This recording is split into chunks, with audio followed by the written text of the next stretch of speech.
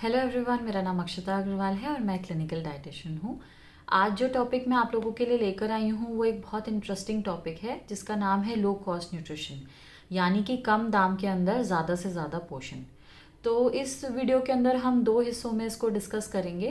पहले हम डिस्कस करेंगे माइक्रो न्यूट्रिएंट्स को, जिसमें ज़्यादातर आपके विटामिन्स और मिनरल्स कवर होंगे, और फिर हम डिस्कस करेंगे मैक्रो न्यूट्रिएंट्स को, जिसमें कार्बोहाइड्रेट, फैट और प्रोटीन को डिस्कस करेंगे। कोई भी बैलेंस डाइट बिना दोनों कैटेगरीज के अधूरी होती है। तो हम लोग उन मिनरल्स की, उन विटामिन्स की बात करेंगे जो मुश्किल से मिलते हैं, तो जिनके लिए महंगी चीज़ें यूजुअली हम लोग डाइट के अंदर इनकॉर्पोरेट करते हैं, जैसे बादाम, अखरोट वगैरह। तो उनके जो ऑल्टरनेटिव्स हैं वो मैं इस वीडियो में डिस्कस करूँगी। तो सबसे पहले शुरू करते हैं जिंक से। जिंक के बारे में मैंने अपने कई वीडियोस में बताया है, तो यहाँ पे मैं आपको ब्रीफ में बता देती हूँ। अच्छी नींद के लिए, अच्छी मेमोरी के लिए, कंसंट्रेशन के लिए, अच्छे थायराइड फंक्शन के लिए, बॉडी में एनर्जी को रिलीज़ होने के लिए, इसके अलावा आपके जो मस्कुलर हेल्थ है उसके लिए, इम्यूनिटी के लिए जिंक के बहुत सारे रोल्स हैं। तो अब जिंक हम किन चीज़ों से ले सकते हैं? बाजरा के अंदर जिंक पाया जाता है, तो बाजरा एक बहुत अच्छा ऑल्टरनेटिव है महंगे नट्स से। दूसरा, आप एग्स के थ्रू जिंक को ले सकते हैं। हरी पत्तेदार सब्जियां जैसे पालक, साग, बथुआ, मेथी, इनके थ्रू आप इसको ले सकते हैं। और काला चना भी इसका एक बहुत अच्छा सोर्स है जिसके थ्रू आप जिंक ले सकते हैं। तो ये सारे सोर्सेज बहुत कॉस्ट इफ़ेक्टिव हैं और आपकी पॉकेट पे बिना बर्डन डाले आपको ये इंपॉर्टेंट न्यूट्रिएंट प्रोवाइड कर सकते हैं। सेकेंड इंपॉर्टेंट न्यूट्रिएंट है कैल्शियम। कैल्शियम, जैसा कि हम सब जानते हैं कि हमारी बोन की हेल्थ के लिए, हमारी मस्कुलर हेल्थ के लिए बहुत इंपॉर्टेंट होता है। पर साथ साथ ही कैल्शियम का जो रोल है वो बॉडी के टेम्परेचर को मेंटेन करने में और पीरियड्स के क्रैम्प को कम करने के लिए भी बहुत ज़रूरी होता है। तो कैल्शियम हमें किन चीज़ों से मिल सकता है? बाजरा बहुत अच्छा सोर्स है, रागी, इसके अलावा सोयाबीन, काला चना बहुत अच्छा सोर्स है। जितने भी दूध और दूध के प्रोडक्ट्स हैं सब कैल्शियम में बहुत ज़्यादा रिच होते हैं। तो इनमें से कोई भी चीज़ आप अपनी डाइट के अंदर ऐड कर सकते हैं जिससे कि आप अपने सफिशिएंट कैल्शियम को ले सकें। कैल्शियम को आप जब भी लें उसके साथ कुछ विटामिन सी को ज़रूर जोड़ लें डाइट के अंदर। इसके ऊपर मैंने वीडियो करा है डिटेल में कैल्शियम और विटामिन डी के ऊपर, तो उसका लिंक मैं यहाँ दे दूँगी। उससे क्या होगा कि कैल्शियम का एब्जॉर्प्शन और बेटर हो जाएगा। तो कॉस्ट इफ़ेक्टिव जो आप विटामिन सी के सोर्सेज ऐड कर सकते हैं उसके अंदर नींबू है और आंवला है। इसके अलावा धनिए के अंदर भी बहुत अच्छी क्वांटिटी के अंदर विटामिन सी पाया जाता है। तो जब भी आप इनका कॉम्बिनेशन लेंगे तो उससे आपका कैल्शियम और अच्छे से एब्जॉर्ब होगा। अगला जो न्यूट्रिएंट है वो है आयरन। आयरन जो है हमारी मेमोरी के लिए, कंसंट्रेशन के लिए बहुत ज़रूरी है। पीरियड्स की साइकिल ठीक से होते रहे उसके लिए बहुत ज़रूरी है। एनर्जी लेवल्स के लिए ज़रूरी है। बालों की हेल्थ के लिए, स्किन की हेल्थ के लिए बहुत ज़रूरी है। इम्यूनिटी के लिए बहुत ज़रूरी है। तो आयरन हमें किन चीज़ों से मिल सकता है?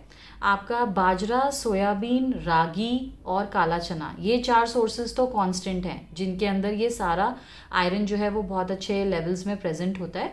इसके अलावा आप हरी जो सब्जियां होती हैं, हरी पत्तेदार सब्जियां होती हैं, वो आप ले सकते हैं, जिसमें स्पेसिफिकली जो पालक होता है वो बहुत रिच होता है। इसके अलावा जो हमारा चुकंदर होता है, चुकंदर के अंदर भी बहुत अच्छी मात्रा में आयरन पाया जाता है और चुकंदर के पत्तों में भी बहुत अच्छी मात्रा में पाया जाता है। तो चुकंदर के पत्ते बहुत आसान होते हैं उगाने। आपको चुकंदर को सिर्फ मिट्टी में दबाना है, थोड़ा सा हिस्सा ऊपर का छोड़ देना है, कुछ दिनों में ही उसके पत्तियां निकलने लगेगी, जिन्हें हम बीट ग्रीन्स भी कहते हैं। और ये बहुत रिच होती हैं आयरन के अंदर भी और बहुत सारे न्यूट्रिएंट्स के अंदर। तो इसे आप यूज़ कर सकते हैं। जो ये बीट ग्रीन्स होते हैं कैल्शियम का भी बहुत अच्छा सोर्स होते हैं। अब नेक्स्ट न्यूट्रिएंट की बात कर लेते हैं। अगला जो न्यूट्रिएंट है वो है मैग्नीशियम। मैग्नीशियम का हमारी स्लीप साइकिल के अंदर बहुत इंपॉर्टेंट रोल है। मैग्नीशियम हमारी बॉडी में जितने भी हमारी मांसपेशियां हैं, नर्व्स है, उसकी हेल्थ के लिए इम्पॉर्टेंट है। हमारी बोन हेल्थ के लिए इम्पॉर्टेंट है। बॉडी का टेम्परेचर मेंटेन करने, जिनको भी एक्सेस स्वेटिंग की प्रॉब्लम होती है उनके लिए मैग्नीशियम बहुत इंपॉर्टेंट है। और मैग्नीशियम के बहुत तरह के सिग्निफिकेंट रोल हैं। तो मैग्नीशियम के क्या क्या सोर्सेज हैं जो आप अपनी डाइट में ले सकते हैं? एक तो जैसे मैंने बताया कि ग्रीन लीफी वेजिटेबल्स आप इनकॉर्पोरेट कर सकते हैं। बीट ग्रीन्स जिनके बारे में हम अभी डिस्कस कर रहे थे वो आप ले सकते हैं। फिर जो हरा प्याज होता है, जैसे सिंपल प्याज को अगर आप मिट्टी में दबा दें तो उसके पत्ते निकल आते हैं। जो हरी प्याज होती है वो आसानी से घर में लगाई जा सकती है। तो जो हरी प्याज होती है वो भी मैग्नीशियम में बहुत रिच होती है, वो भी आपका एक अच्छा सोर्स बन सकता है मैग्नीशियम का। इसके अलावा बाजरा में, रागी में, जो आपका काला चना है, इनके अंदर बहुत अच्छी क्वांटिटी में मैग्नीशियम को पाया जाता है। जो मूंगफली है, मूंगफली भी मैग्नीशियम का एक अच्छा सोर्स है जिसको आप अपनी डाइट के अंदर ऐड कर सकते हो। अगला जो इम्पॉर्टेंट न्यूट्रिएंट है वो है ओमेगा 3। ओमेगा 3 का जो सबसे इम्पॉर्टेंट रोल है वो हमारे हार्ट की हेल्थ में है, हमारे हार्ट को हेल्दी रखता है, जो भी बुरा कोलेस्ट्रॉल है उसे कम करता है, अच्छे कोलेस्ट्रॉल को बनने में मदद करता है। इसके साथ साथ आपके बालों को अच्छा रखता है, आपके आईसाइट को अच्छा रखता है, इम्यूनिटी को इम्प्रूव करता है, और एक और बहुत इंपॉर्टेंट रोल है ब्रेन फंक्शन में, हमारी मेमोरी को इन्हांस करता है, हमारी कॉन्सेंट्रेशन पावर को इम्प्रूव करता है।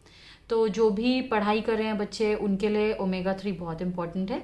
तो ओमेगा 3 के जो कॉस्ट इफ़ेक्टिव सोर्सेज हैं उनमें सबसे पहला है मूंगफली, इसके बाद है मछली, कोई भी फ़िश आप ले सकते हैं, वो भी बहुत अच्छा सोर्स है ओमेगा 3 का। इसके अलावा अंडा इसका एक बहुत अच्छा सोर्स है जो आप इंक्लूड कर सकते हैं अपनी डाइट के अंदर। और सोयाबीन का तेल एक बहुत अच्छा सोर्स है जो आप इंक्लूड कर सकते हैं अपनी डाइट के अंदर। इन सब के अंदर ओमेगा 3 की क्वांटिटी अच्छी क्वांटिटी में पाई जाती है।